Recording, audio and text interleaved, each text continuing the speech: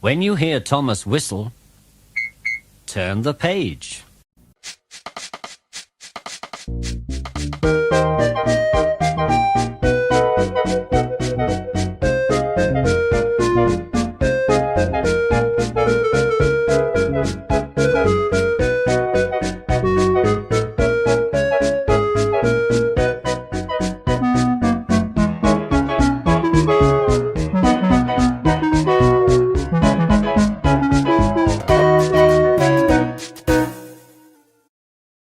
Thomas down the mine. One day Thomas was at the junction when Gordon shuffled in with some trucks. "Whew," said Thomas. "What a funny smell." "Can you smell a smell?" "I can't smell a smell," said Annie. "It's a funny, musty sort of smell," said Thomas. "No one noticed it until you did," grunted Gordon. "It must be yours."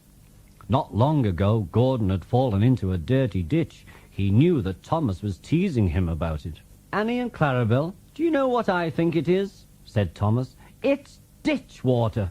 Gordon didn't have time to answer, as Thomas was soon coupled to Annie and Clarabelle, and then he puffed quickly away. Annie and Clarabelle could hardly believe their ears. "He's dreadfully rude. I feel quite ashamed. I feel quite ashamed. He's dreadfully rude," they twittered to each other. They had great respect for Gordon, the big engine.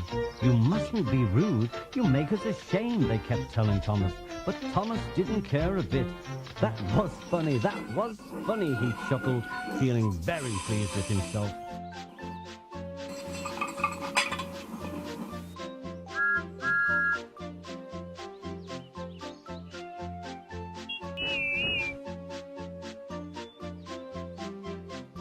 Thomas left the coaches at the station and went off to a mine for some trucks.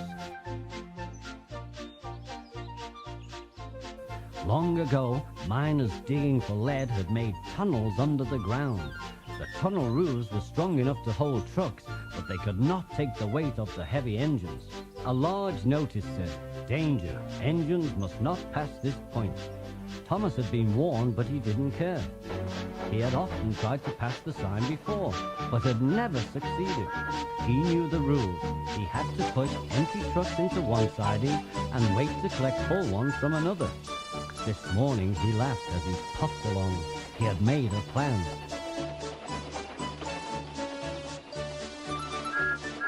"Silly old boy," he said to himself, getting nearer and nearer to the danger sign. The driver stopped him, and the fireman went to turn the points. "Now for my plan," said Thomas, and he bumped the trucks fiercely, jerking the driver off the footplate. "Hurrah!" said Thomas as he followed the trucks into a siding. "Come back!" called his driver, but it was too late. "Stupid old board," said Thomas as he ran past it. "There's no danger, there's no danger." "Look out!" cried the driver. The fireman clambered into the cab and tried Thomas's brakes. There was a rumbling noise and the rails quivered. The fireman jumped clear. Then the rails sagged and broke. "Fire and smoke," said Thomas. "I'm sunk." And he was. Thomas could just see out of the hole, but he couldn't move. "Oh dear," he said, "I am a silly engine." "And a very naughty one too," said the Fat Controller, who had just arrived. "I saw you." "Please get me out. I won't be naughty again," said Thomas. "I'm not sure," said the Fat Controller. "We can't lift you out with a crane because the ground is not firm enough." Let me see. I wonder if Gordon could pull you out." "Yes, sir," said Thomas nervously. He didn't want to see Gordon just yet. When Gordon heard about Thomas, he laughed very loudly. "Down a mine, is he? Ho, ho, ho! What a joke! What a joke!" he chortled, hopping quickly to the rescue. "Poof, poof, little Thomas," Gordon whistled. "We'll have you out in a couple of puffs. Poof, poof, poof." The men fastened strong cables between Gordon and Thomas. "Are you ready?" "Heave!" called the Fat Controller. but they didn't pull Thomas out in 2 puffs. It was a lot harder than they had all thought.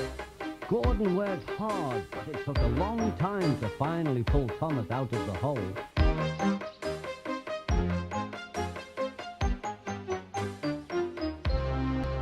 "I'm sorry I was cheeky," said Thomas.